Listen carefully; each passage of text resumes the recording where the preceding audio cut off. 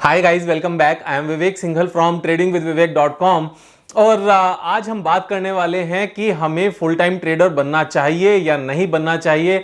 मैं ये टॉपिक इसलिए कवर कर रहा हूं क्योंकि ये क्वेश्चन बहुत बार पूछा जाता है कि विवेक भाई मुझे नौकरी छोड़नी है, तो मैं क्या करूं, मुझे नौकरी छोड़नी चाहिए या नहीं छोड़नी चाहिए, कैसे करना चाहिए, कैसे नहीं करना चाहिए। बहुत सारे क्वेश्चंस माइंड में आते हैं कि लाइफ की सिक्योरिटी कैसी रहेगी, क्या हम इतना कमा पाएंगे, क्या नहीं कमा पाएंगे। तो यहां पर जब भी हम किसी तरह का डिसीजन लें तो वहां पर तीन चीजों के हमारे आंसर होने चाहिए। तो सबसे पहला आंसर क्या होना चाहिए? सबसे पहला आंसर होना चाहिए कि आप ये क्यों करना चाहते हो। तो इस वाई का आंसर आपके पास होना चाहिए। तो और वाई जब आंसर मिल जाए कि क्यों करना चाहते हो, तो सेकंड आंसर हमें इस चीज का लेना चाहिए कि कब करना है। क्योंकि एक बार क्यों डिसाइड हो जाए कि क्यों करना है, फिर दूसरा आंसर यह आता है कि कब करना है। और जब कब का भी आंसर मिल जाए तो तीसरा क्वेश्चन यह आता है कि कैसे करना है। तो यहां पर स्टेप बाय स्टेप तीनों चीजों पर क्लैरिटी होना बहुत जरूरी है। तो सबसे पहला जो पॉइंट है वो ये है कि मैं यहां पर फुल टाइम ट्रेडर बनना चाहता हूं। तो ये क्वेश्चन आता है क्यों बनना चाहते हैं। देखो, क्यों बनने के पीछे बहुत सारे रीजंस हो सकते हैं। क्यों बनने के पीछे सबसे पहला रीजन ये हो सकता है कि आपको स्टॉक मार्केट में बहुत ज्यादा ग्रोथ नजर आती है और आप इसमें अपना फ्यूचर बहुत अच्छा देखते हो, क्योंकि आपको लगता है कि इस स्टॉक मार्केट में हम बहुत आगे तक बहुत अच्छे से काम करके आगे बढ़ सकते हैं और बहुत अच्छे से रिच बन सकते हैं, फाइनेंशियल स्टेटस क्रिएट कर सकते हैं, नॉलेज गेन कर सकते हैं और एक रेस्पेक्टेबल लाइफ जी सकते हैं। शायद वो लाइफ हमारे पास कॉर्पोरेट में अवेलेबल नहीं है, शायद वो बिजनेस में अवेलेबल नहीं है। यहां पर बिजनेस की जहां तक बात आती है, बहुत बार ये भी पॉइंट आता है कि विवेक भाई, जैसे आप बताते हो कि 40% मार्केट में स्विंग ट्रेडिंग करके कमाया जा सकता है, तो मुझे बिजनेस में 40% बन ही नहीं पाता। आज की डेट में बिजनेस में मुश्किल से 15%, 12%, 18%, 20% मैक्सिमम बन पाता है, क्योंकि बिजनेस उतना इजी नहीं है करना। बहुत सारे चैलेंजेस होते हैं, बहुत सारे कंपटीशन है और स्किल्स भी बहुत स्पीड से बहुत ज्यादा डेवलप करनी पड़ती है। जो मैन पावर हायरिंग है उसमें उसको लेकर एक चैलेंज आता है, हमें एक्सपेंशन में चैलेंज आता है। तो बहुत सारे रीजन होते हैं। सेम हमारे कॉर्पोरेट लाइफ में होते हैं कि भाई विवेक भाई, मैं ना अपने बॉस की चिक चिक से तंग आ गया हूं। मैं 9 to 9 जॉब नहीं कर सकता। मॉर्निंग में 9 o'clock से लेकर रात के 9 o'clock तक मैं जॉब नहीं कर सकता। उतनी इनकम नहीं है जितनी होनी चाहिए, सपने पूरे नहीं हो पाते हैं।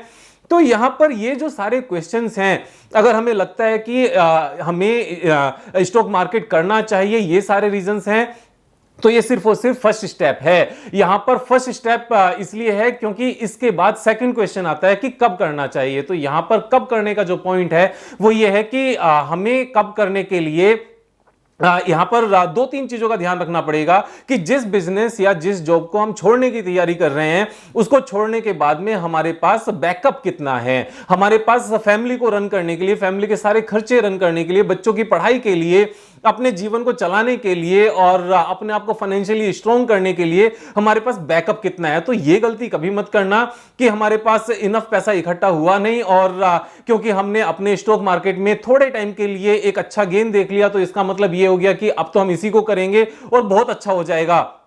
सारी चीजें हमें तरीके से करनी चाहिए। तो यहां पर कब का पॉइंट आता है, जो मेरा मानना है, जिस टाइम पर हमारा पोर्टफोलियो का साइज, इक्विटी पोर्टफोलियो का साइज जब हमारा एनुअल इनकम के 5 टाइम्स हो जाए, तब हमें जॉब छोड़ने के बारे में सोचना चाहिए। उससे पहले नहीं सोचना चाहिए। 5 टाइम्स में क्यों कह रहा हूं मैं? 5 टाइम्स इसलिए कह रहा हूं क्योंकि सपोज अगर किसी की इनकम 50,000 रुपीज पर मंथ है, तो एनुअल उसका जो पैकेज है, जो सैलरी है, वो 6 लाख रुपीज है। तो अगर 5 टाइम्स, इसका मतलब हुआ 6 लाख का 5 टाइम्स मींस 30 लाख रुपीस। और अगर 30 लाख रुपीस का इक्विटी पोर्टफोलियो है, अब अगर हम इसके ऊपर 40% कमाने के बदले 20% भी कमाते हैं ना, तो भी हमारा एनुअल जो इनकम है, जो सैलरी है, वो रिप्लेस हो जाती है। तो हमें किसी भी तरह की घबराहट नहीं होती। अब 20% तो हमने खर्चे के लिए निकाल लिया, उसके ऊपर जितनी भी इनकम हुई उससे हमारा पोर्टफोलियो साइज इंक्रीज होता रहेगा। क्योंकि अगर जितना हमने पोर्टफोलियो के ऊपर कमाया है, सारा का सारा अगर खर्च कर लेंगे, तो आने वाले टाइम में जो इन्फ्लेशन है, जो बाकी जरूरतें हैं, वो कैसे पूरी होंगी। तो हमें करना क्या है, 30 लाख रुपीज एक एग्जांपल लेकर चलो, हमने उसके ऊपर 40% इनकम अर्न की, तो 40% का मतलब 12 लाख रुपीज हो गए। तो 30 लाख प्लस 12 लाख मींस 42 लाख। अब इस 42 लाख में से हमने 6 लाख रुपीज खर्चे के लिए निकाल लिए, तो उसके बाद में हमारी कैपिटल कितनी बची? 36 लाख बची। लास्ट ईयर कितनी थी? 30 लाख थी। तो हमारी जो हमारा कैपिटल है वो भी इंक्रीज हो गया और जो हमारा खर्चे थे वो भी सारे के सारे अच्छे से मीट हो गए। अब नेक्स्ट ईयर कितनी इनकम होगी? 36 लाख का 40% यहां पर निकालने की जरूरत पड़ेगी। तो ये हो गया 14,40,000। अब 14,40,000 का हाफ आप कंज्यूम कर लो और हाफ से अपने इक्विटी पोर्टफोलियो को बढ़ा लो। तो इस तरह से करके क्या होगा, आने वाले टाइम में आपका पोर्टफोलियो भी ग्रो करता रहेगा और आपके जो एक्सपेंसेस हैं वो मीट भी होते रहेंगे। तो ये हमारी सेकंड पॉइंट भी कवर हो गया कि कब छोड़ना है। छोड़ने के लिए पहले अपने इक्विटी पोर्टफोलियो को अपनी एनुअल इनकम का 5 टाइम्स कर लो, उसके बाद में छोड़ने के बारे में सोचना है। अब लास्ट पॉइंट आता है कि कब छोड़ना है, वो सॉरी कैसे छोड़ना है। कैसे छोड़ने की बड़ी सिंपल सी बात है। यहां पर हम क्या बात कर रहे हैं, हम यहां पर बात कर रहे हैं कि जो बहुत बड़ा सा ट्रक है ना, जिसको मूव करने के लिए, जिसको चलाने के लिए हमें एक प्रोफेशनल ट्रेनिंग की जरूरत होती है। आप इसको ऐसे ही मानकर चलना, इसको ऐसे मानकर चलना कि हम कुछ बहुत अच्छा एक जो कॉम्प्लेक्स एज सच नहीं है, लेकिन सीखने की जिसको जरूरत है, आप इसको एक बड़े ट्रक को चलाने की प्रैक्टिस के जैसा मानकर चलो। इसको टू व्हीलर चला के प्रैक्टिस होके आप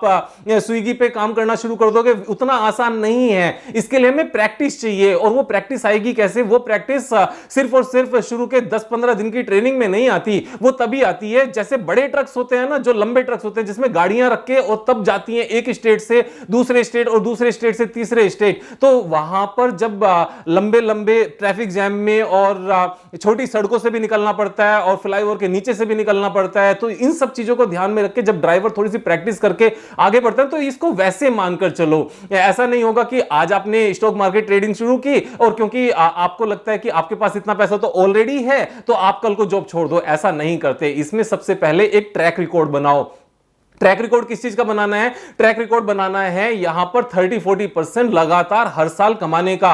कम से कम 2 इयर्स का टाइम दो। जब आप 2 इयर्स लगातार कम से कम 30% इसमें लगातार कमा पाओ मार्केट में, उसके बाद यहां पर जॉब छोड़ने के बारे में सोचना। तो 2 इयर्स तक कमाने के लिए करना क्या है? 2 इयर्स तक कमाने के लिए हमने बिजनेस एनालिसिस पे भी कवर करना है कि बिजनेस कितने तरह के होते हैं, कौन कौन से बिजनेस के क्या फायदे हैं, क्या नुकसान है, कौन सीजनल होता है, कौन सा बिजनेस साइक्लिकल होता है, मेटल बिजनेस कौन सी कैटेगरी में आता है, और एफएमसीजी क्या है, आईटी क्या है, इनके बिजनेस का आगे ग्रोथ कैसे है, पर कैपिटा इनकम कितनी है, पर कैपिटा इनकम अगर ग्रो करेगी तो कौन कौन से बिजनेस हैं जो ग्रो करेंगे, कौन कौन से ब्रांड्स हैं, ब्रांड्स वाली कंपनीज ज्यादा नीचे क्यों नहीं जाती, ये सिक्लिकल कंपनीज जिसको साइक्लिकल भी कहते हैं तो वो नीचे क्यों चली जाती हैं, और सीजनल का और साइक्लिकल में डिफरेंस क्या होता है, लार्ज कैप क्या होता है, मिड कैप क्या होता है, स्मॉल कैप क्या होता है, हमें किसमें किस टाइम पर काम करना चाहिए। तो ये जो सारी चीजें हैं ये सीखने के बाद में उसके बाद सेकंड आता है फंडामेंटल एनालिसिस। फंडामेंटल एनालिसिस में हमें जो बैलेंस शीट है, प्रॉफिट एंड लॉस स्टेटमेंट है, बाकी सारे रेशोज हैं, जो मैनेजमेंट की कैपेबिलिटीज हैं, और यहां पर डेट इक्विटी रेशो, बहुत सारी चीजें हैं, उन सब चीजों को समझना पड़ेगा। तो सबसे पहले बिजनेस एनालिसिस सीखनी पड़ेगी, फिर फंडामेंटल एनालिसिस सीखनी पड़ेगी। उसके बाद में इन सब चीजों से क्या पता चलता है कि ये कंपनीज हैं जिसमें हमें काम करना चाहिए, लेकिन कब काम करना चाहिए उस चीज के लिए टेक्निकल एनालिसिस सीखनी पड़ेगी कि कब खरीदना है, कब बेचना है, कितनी तरह की स्ट्रेटजीज होती है। तो ये प्रॉपर प्लानिंग लेकर चलना पड़ेगा। और जब आप ये सब चीजें सीख लोगे, उनको सीखने के बाद में जब 2 इयर्स का ट्रैक रिकॉर्ड होगा आपका अपने अकाउंट में, कम से कम 30% का एवरी ईयर का, मींस 2 साल 30% प्लस 30%, जब ये ट्रैक रिकॉर्ड बन जाएगा ना और आपकी एनुअल इनकम का 5 टाइम्स के बराबर आपके पास आपका इक्विटी पोर्टफोलियो होगा, उसके बाद में नौकरी छोड़ना। तो ये एक प्लानिंग है और ये बहुत ज्यादा लंबे टाइम की बात नहीं होती है। अगर आप आज से शुरू करोगे 4-5 इयर्स में सारा प्लान हो जाता है। उसके बाद करना क्या? उसके बाद में योर चॉइस। अगर आप कंपनी छोड़ना चाहते हो कंपनी छोड़ो, और अगर कंपनी के साथ में ये काम एज इट इज चल सकता है तो सबसे अच्छी बात है, और मैं बताऊं चल भी सकता है, ये अपनी चॉइस है। उसके बाद में चॉइस कैसे है कि अगर सपोज अपना 1 लाख रुपए महीना की इनकम है, 12 लाख का 12 लाख का अगर हमारा पैकेज है साल का, और हमारे खर्चे 8 लाख के होते हैं, 4 लाख वहां से बचते हैं, तो मैं ये कहता हूं, और यहां पर आपका 12 लाख मल्टीप्लाई बाय 5 तो 60 लाख का इक्विटी पोर्टफोलियो भी है, जिसके ऊपर आप 40% ग्रो कर सकते हो, क्योंकि 30% प्लस का तो आपका ट्रैक रिकॉर्ड बन गया है 2 इयर्स का।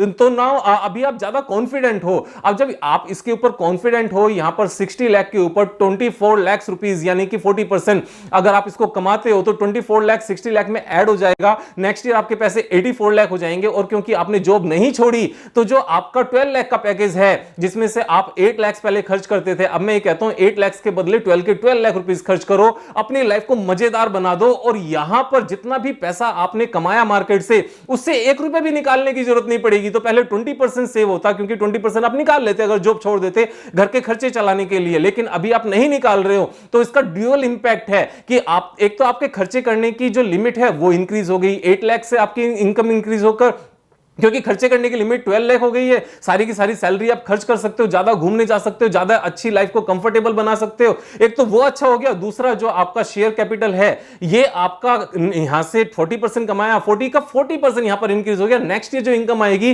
वो 60 + 24 यानी कि 84%, 84 लाख के ऊपर 40% की इनकम आएगी। 35 लाख रुपए के आसपास ये बैठते हैं। तो इस तरीके से हम लगातार ग्रो कर सकते हैं।